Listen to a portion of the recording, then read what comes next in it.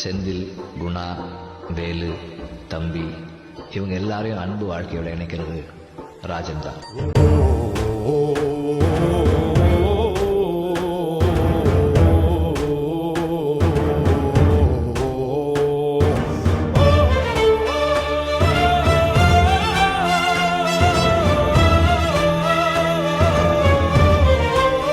செந்தில், குணா, வேலு, தம்பி இவங்க எல்லாரையும் அன்பு வாழ்க்கையோட இணைக்கிறது ராஜன் தான்.